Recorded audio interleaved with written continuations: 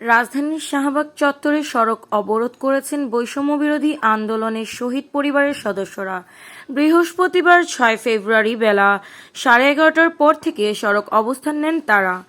এতে ওই এলাকায় যান চলাচল বন্ধ হয়ে তীব্র যানজট সৃষ্টি হয়েছে।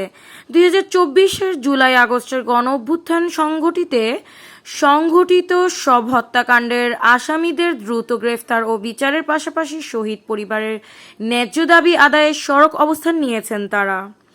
এদিন নিহত স্বজনদের ছবিসহ হত্যাকাণ্ডের বিচার দাবিতে নানা লেখা সংবলিত ব্যানার, প্ল্যাকার্ড হাতে নিয়ে সড়ক অবস্থান নিতে দেখা যায় শহীদ পরিবারের সদস্যদের।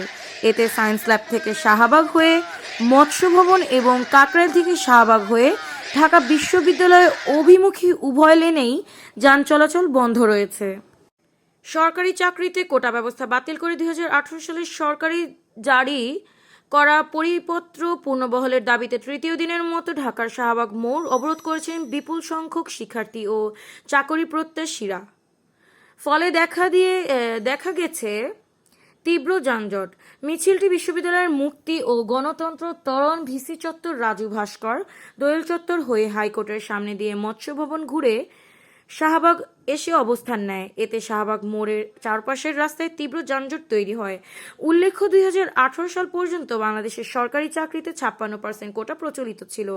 এর মধ্যে 30% মুক্তিযোদ্ধা কোটা, 10% নারী কোটা, অনগ্রসর জেলার বাসিন্দাদের জন্য 10% কোটা, ক্ষুদ্র নৃগোষ্ঠীর মানুষদের জন্য 5% আর প্রতিবন্ধীদের জন্য 1% আসন সংরক্ষিত ছিল। ওই বছর ঢাকা বিশ্ববিদ্যালয় সহ দেশের বিভিন্ন শিক্ষা প্রতিষ্ঠানে কোটা সংস্কারের দাবিতে বড় বিক্ষোভ হয়। কোটা ব্যবস্থার সংস্কার করে 56 থেকে 10% নামিয়ে আনার দাবি জানিয়েছিলেন আন্দোলনকারীরা। পরে সেই বছরের 4 অক্টোবর কোটা বাতিল বিষয়ক পরিপত্র জারি করে জনপ্রশাসন মন্ত্রণালয়। এর মাধ্যমে 46 বছর ধরে প্রথম ও দ্বিতীয় শ্রেণীর সরকারি চাকরিতে যে কোটা ব্যবস্থা ছিল তা বাতিল হয়ে যায়। পরে 2021 সালে সেই পরিপত্রের মুক্তিযোদ্ধা কোটা বাতিলের অংশটিকে চ্যালেঞ্জ করে কয়েকজন মুক্তিযোদ্ধার সন্তান উচ্চ আদালতে রিট করেন। সেই রিটের রায়ে 5 জুন পরিপত্রের ওই অংশটি অবৈধ ঘোষণা করা হয়। এরপর থেকেই চাকরি প্রত্যাশী শিক্ষার্থীরা মাঠে নেমেছেন।